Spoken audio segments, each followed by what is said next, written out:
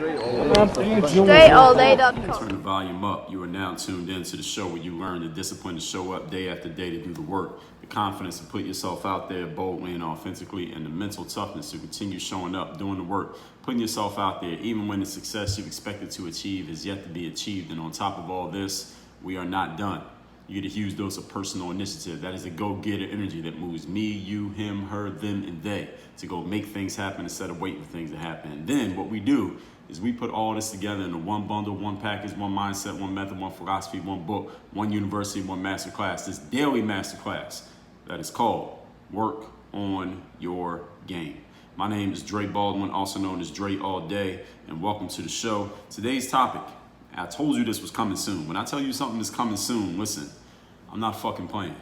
The topic here today is you must be in demand to make demands. Now, everyone who is listening to this show right now, here's all I ask from you in exchange for the value that we drop every single day here on this show, okay, is that you just leave a review of the show on the Apple Podcast, Stitcher, wherever you're listening to this at, for three reasons. Number one, it lets the aggregators, that's like Apple and Spotify now, lets them know that we're putting out good material here. Number two, it lets other listeners know this is the place where they should work on their games. The reason why you want to do that, because it'll attract other like-minded individuals. They all become part of the community, and you can benefit from the synergy of melding minds with those individuals, masterminding with those people in Work on Your Game University. And number three, it lets me and us here at Work on Your Game Incorporated know that we're putting good stuff out there every single day. And you can just let your friends know word of mouth as well. In addition to leaving a review, let somebody know this is a show they need to be listening to if they're serious about working on their games and getting to whatever that next level may be for them. All that being said, the topic, once again,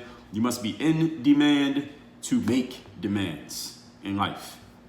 Now, I talked about this, I touched on this yesterday in the topic where we were talking about privilege, right? Some people complain that they don't have the same privileges that other people have. That's simply because you haven't made yourself an in-demand person. People who are in demand in life, they have privilege because they can do whatever the hell they want to do. They can tell people what it's going to be and they get what they want. And everybody has privileges, or they have the position of making demands in certain areas of life. Everybody has it. Some people have more areas and some people have a little bit more leverage when it comes to making demands than others have, but everybody has the opportunity to do it. You just got to know where to leverage your skills at. You just got to know where's your bread buttered in this whole, this whole conglomerate, this whole situation that we have going on here in life. That's what we're talking about here today. A business person told me this some maybe 20 years ago, this exact saying, you must be in demand to make demands. I haven't heard anybody else talk about it in the 20 years since, so I've taken it from him, gave him credit by pointing him out, but now is mine, okay?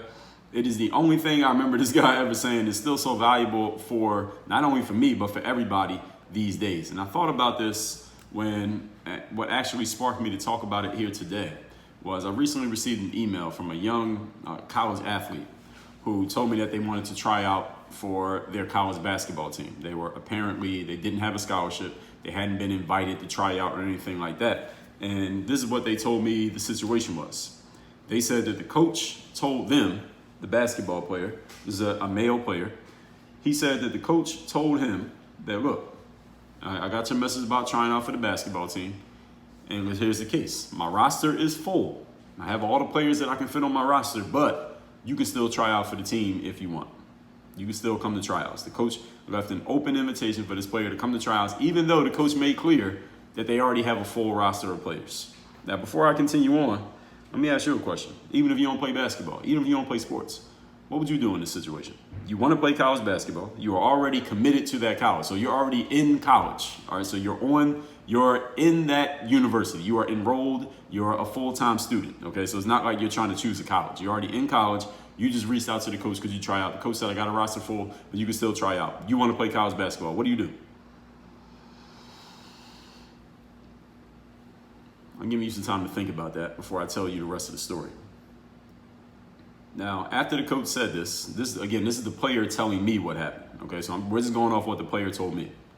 The player said to me now, Dre, I already shared all my highlights with this coach. I already told the coach what my strengths are on the court. In other words, they gave their own self-scouting report. And you athletes out there, your self-scouting report means less than nothing. Because any coaches out there, how many players have you had told you they could do one thing, get them on the court, and they can't do anything close to that. So anyway, the player said, I shared my highlights and my strengths on the court.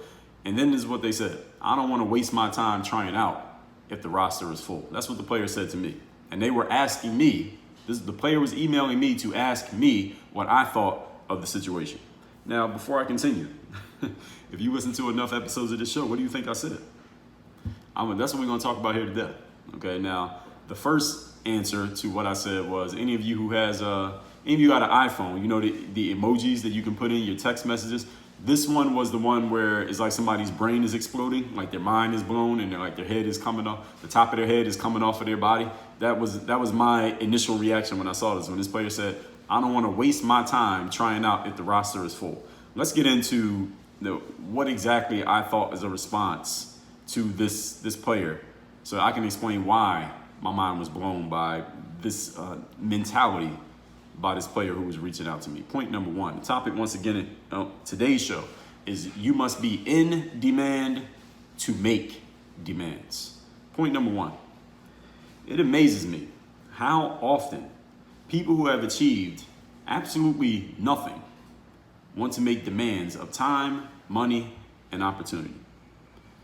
Again, the title today, you must be in demand to make demands. This athlete who had reached out to me, when it comes to playing, I'm not saying they hadn't achieved anything in their entire lives. I mean, they made it to college, so obviously they graduated from high school. I mean, maybe this person's very smart. Maybe they're a great basketball player. Maybe they're the next LeBron James. We don't know. But as far as college basketball goes, this player, based on the situation that they explained to me, had achieved what in college basketball? They hadn't achieved shit. They achieved absolutely nothing in college basketball yet. They were complaining and saying they don't want to waste their time going to tryouts if the roster is full.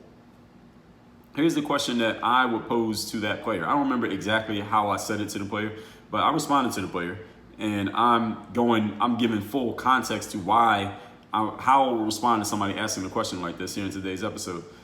Here's the question that I posed to that player. Now, I didn't say it in exactly this way, but I'm telling you this way.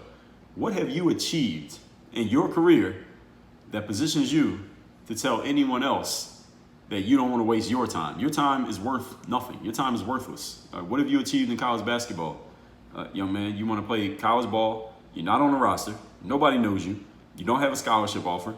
You haven't achieved anything in college ball, but you're telling me or the coach that you don't want to waste your time? Who cares about your time? Your time ain't worth nothing. What have you accomplished? If you haven't accomplished anything, then your time, the value of your time is zero. At least to the people that have accomplished something. Now, the value of your time to you is immeasurable, okay? It's priceless to you. But to the people to whom you're talking, your time means nothing, right? You haven't accomplished anything in basketball, so any time you spend in basketball is worth nothing, because what have you achieved in all the other times you've played basketball? As far as college ball, you've achieved nothing. You have no accomplishments under your belt. Nobody cares about your time. So what if your time gets wasted? What else are you going to be doing with it? You ain't on nobody else's team. Who cares?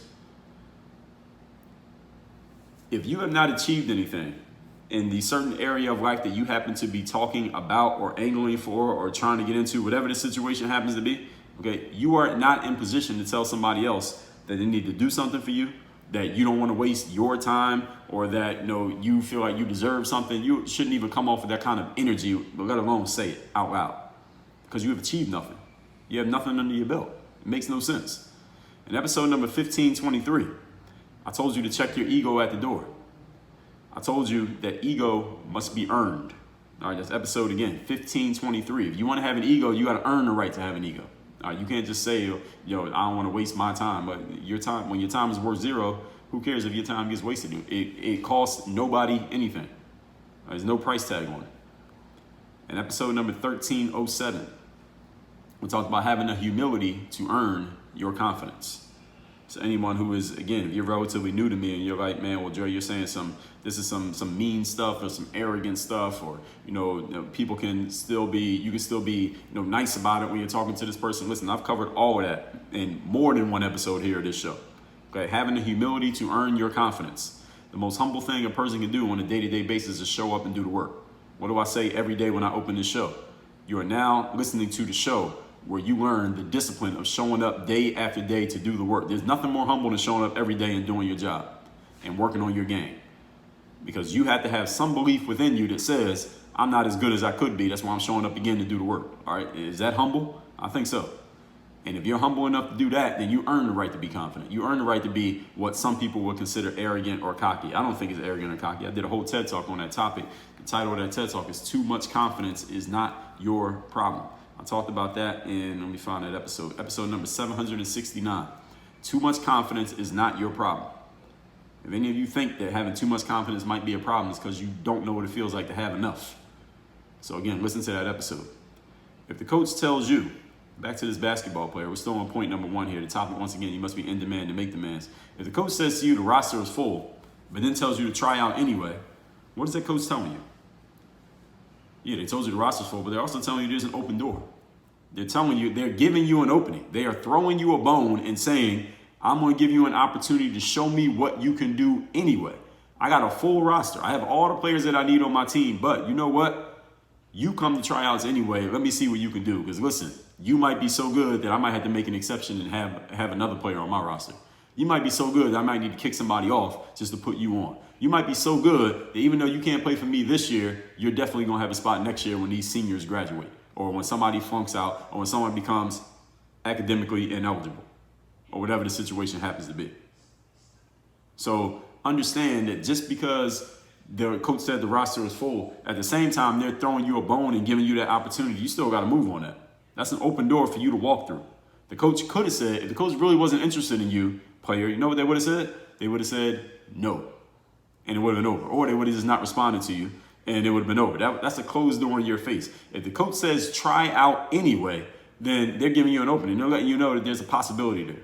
You understand what I'm saying? If they would have said no, it was over. Now, I get that this is not the same opportunity that you wanted, but here's what I also need you to get. Nobody cares what you want because you haven't achieved anything yet. Again, remember the topic. You're not in demand yet, so you can't make demands. What you want doesn't matter because you're not in a position of power. If you're a basketball player trying to walk onto a college basketball team, you are a seller in a buyer's market. You understand what I'm saying? You got to understand that position, and you have to humble yourself enough to understand that, hey, I don't have the power to call shots here. Okay? They could have said no and just left you there. Nobody cares what you want because you haven't achieved anything. You in this situation, you are in a position of being a nobody.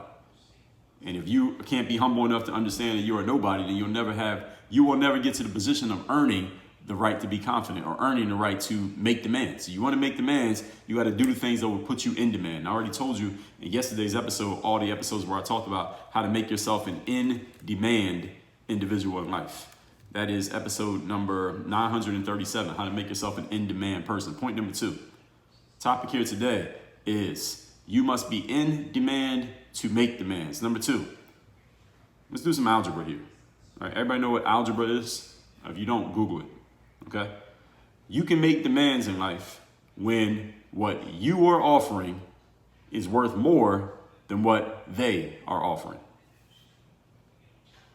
Let me say it again. You can make demands in life when what you are offering is worth more than what they are offering. Everybody hear what I just said? You can make demands. All right, I'm not going to say it a third time. LeBron James, for example. He signed effectively 1-year contracts with the Cleveland Cavaliers for damn near every year that he went back. He went and played for the Cavs, then he went to the Miami Heat, then he came back and played for the Cleveland Cavaliers for 4 years. And each year he signed what was essentially a 1-year contract. It had different stipulations and options in it, but he was signing essentially 1-year contracts. And every year he signed that 1-year deal. What was he doing to the Cleveland Cavaliers? Those of you who know basketball know what he was doing. Now, first of all, you might be wondering, if you don't know basketball or know about the contracts LeBron was signing, you might be wondering, why would LeBron James, with as much leverage as he has, why would he sign a 1-year contract? Why don't he just sign a long-term deal, guarantee himself all this money, because NBA contracts are guaranteed. So why wouldn't he just guarantee himself all this money and set himself up? I mean, he's already set up, but set himself up even further by signing a long-term deal. Why would he only sign a 1-year deal? Here's why LeBron James was signing 1-year contracts, betting on himself, because he wanted to hold the Cleveland Cavaliers management, he wanted to hold their feet to the fire to make them satisfy him under the threat of him walking away as a free agent. So every offseason, when he was back playing for the Cavs, he would sign a 1-year contract, because what does that mean? At the end of that 1 year, he and everybody else in the NBA knew he had the option of leaving the Cavs and going and playing for somebody else. And because he had that option, and everybody knew he had that option, the Cleveland Cavaliers, their management and ownership, had no choice but to do whatever it is he wanted them to do. Otherwise, he had the threat hanging over their heads of him leaving and going and playing for another team. And the Cleveland Cavaliers really didn't want to lose LeBron James. Now, here's the question that you may be wondering. And if you aren't wondering it, I'm going to plant it in your head right now. Dre, there are 400 plus players in the NBA. Why was LeBron James the only one doing this? Why do other players sign 5-year contracts, 4-year contracts, these long-term deals? I mean, you get it. You get what I just explained. LeBron James was creating leverage for himself by signing 1-year contracts, and maybe without saying it directly, maybe not. I don't know what was happening in the individual conversations between them, but letting them know without even having to say anything, I have the leverage in this situation, and if I leave, that's going to be bad for y'all. It's going to be worse for y'all to lose me than it would be for me to leave y'all. All right, I can go play for another team, and it won't hurt me as bad as it will hurt you. All right, why then? LeBron is very good. You probably understand that, even if you don't watch basketball. Why is he the only one doing it? Why is anybody else doing that, Dre? Why is LeBron James the only one who is using his leverage in that way? Here's why. LeBron James, what he offered as himself as a basketball player, not only what he could do for the success of the team on the court, but also what he does for a team financially, with the jerseys that he helps sell, with the ticket revenue, the TV contracts that that team can sell, with just the overall boost to the local economy of any team that LeBron James plays for. In Cleveland twice, Miami, and now Los Angeles, what LeBron James offers as himself to any team in the NBA is worth more than what any NBA team could offer LeBron James. LeBron James is an in-demand individual. He is a super in-demand individual. No NBA team can offer LeBron James more than he can offer them. And any of you who knows anything about the economics of the NBA, maybe you've read some articles about this. I've read a few about this over the years, that if you factor in LeBron James' actual overall economic value to a basketball team, any team that he's played for, again, we're talking the local economies, the local businesses around wherever LeBron is playing, near the arena that people show up to, the ticket sales, the jersey sales, the TV deals, the amount of money that the team brings in, and the fact that they can raise the prices of their tickets, and all of these things, because LeBron James is on the roster, LeBron James is grossly underpaid. LeBron James might be the most underpaid athlete in professional sports. Over the course of his career, he may be the most underpaid athlete you have ever seen. If you want to know how much LeBron James actually should be making, look at how much, what's the soccer guy? Ronaldo? Look how much he's making every season. Google his salary every year, and then Google LeBron James' salary. I'm going to Google it right now. Google, what is Cristiano Ronaldo's salary for playing soccer? According to Bolivip US, Cristiano Ronaldo, salary, this one is for Messi. The Argentine is the highest paid soccer player in the world. He signed a new contract with Barcelona in 2017 that pays a base salary of $80 million, committing himself with the Spanish club until 2021. $80 million. Y'all heard Google just tell me. He gets paid $80 million to play soccer. Listen, LeBron James is worth at least that much to every NBA team that he plays for. Why doesn't he get paid more? Because the NBA has a salary cap, and the salary structure is set up in that way that that's all LeBron James gets to make. What he's actually worth to a team, I saw this calculated probably 4 or 5 years ago. He's actually worth over $100 million every year to every team he plays for. But because of the NBA salary structure, he quote unquote, only earns about he can make anywhere from $25 to $45 million a year. And he is underpaid. LeBron James is an underpaid professional athlete. That's just an absolute fact. All that being said, the whole point is this. What he offers to a team is worth more than what the team offers to him. And that's why he's in demand, and that's why he can make demands. You got it? All that being said, on top of all of that, he has the leverage.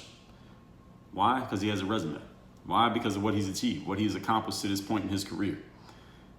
When you have no resume, ladies and gentlemen, you don't have LeBron's resume, and you don't have the leverage, you got to take what you can get and then work your way up. You work on your game, get your foot in the door, Then you work on your game and you work your way up to where you got to get to.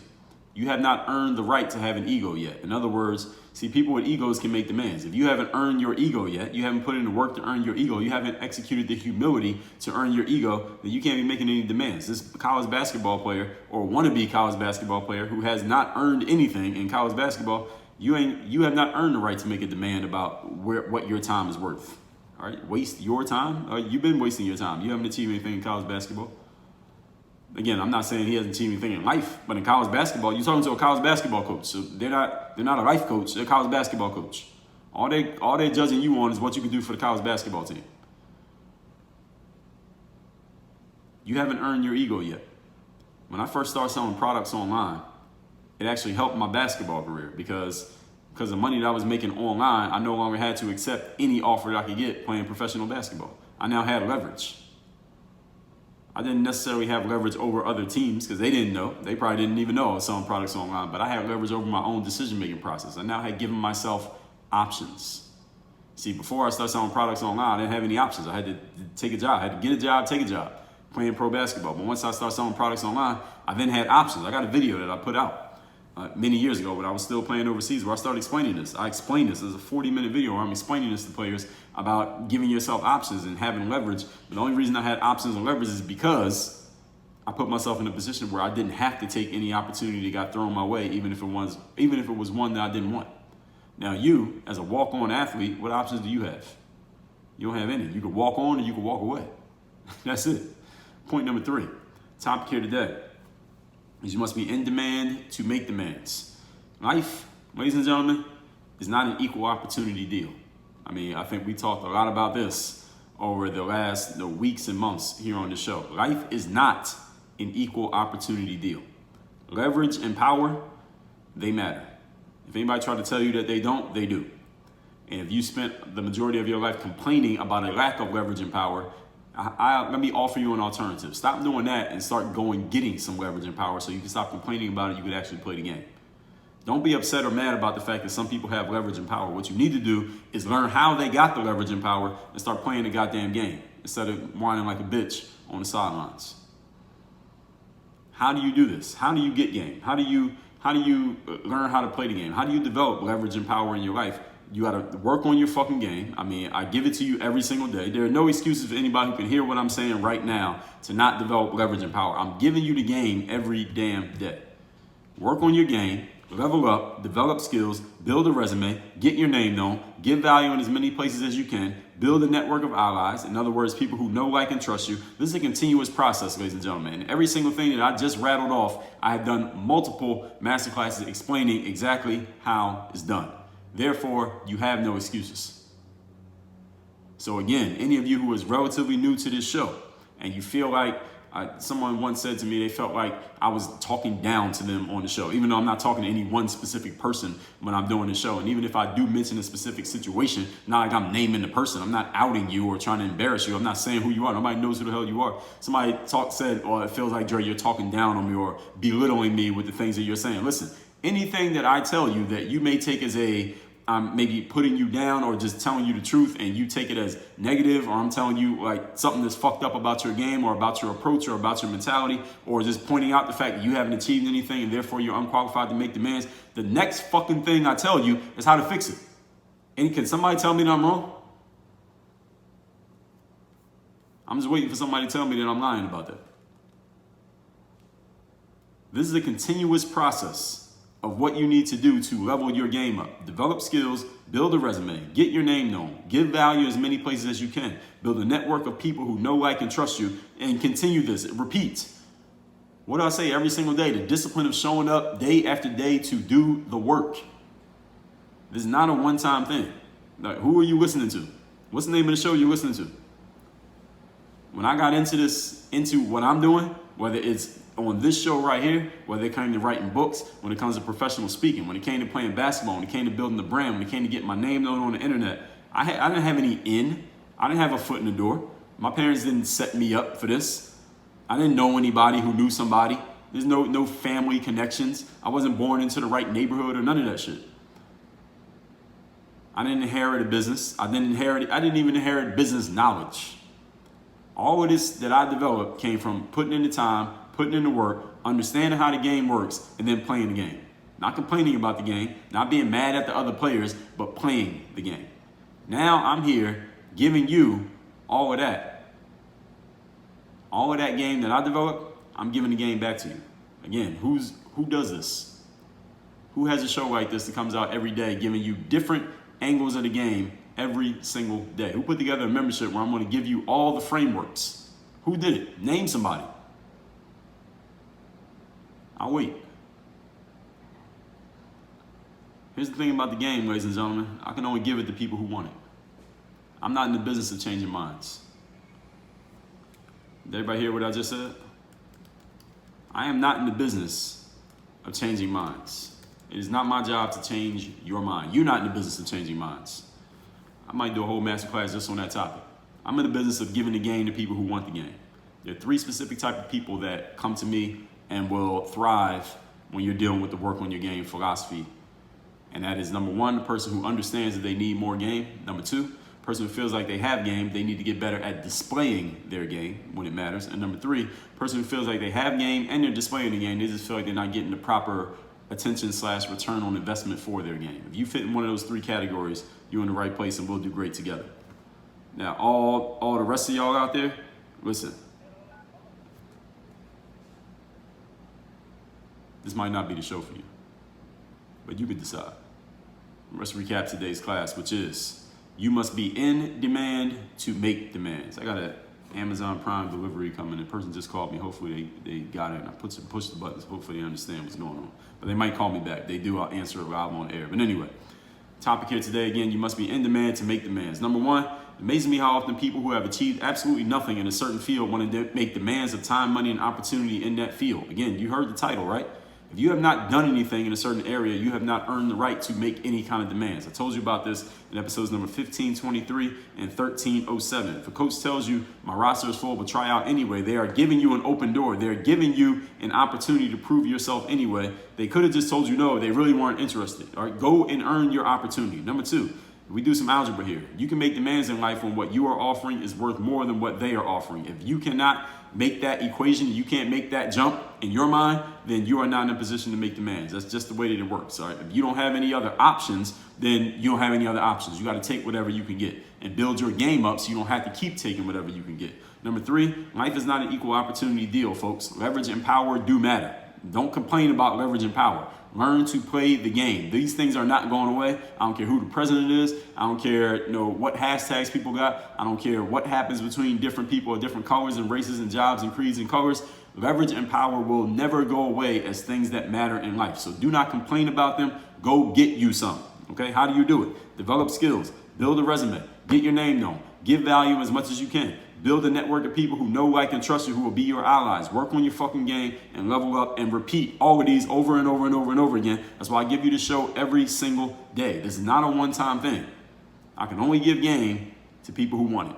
I am not in the business of changing minds. I'm not in the business of making you think something that you don't want to think. I deal with the people who know they need more game, people who need to get better at showing their game, and people who want to get more attention and return on investment for their game. If that's you, subscribe to the show. Make sure you leave a goddamn review. And if it's not you, get the fuck out of here. I said it. Work on your game. Dre, all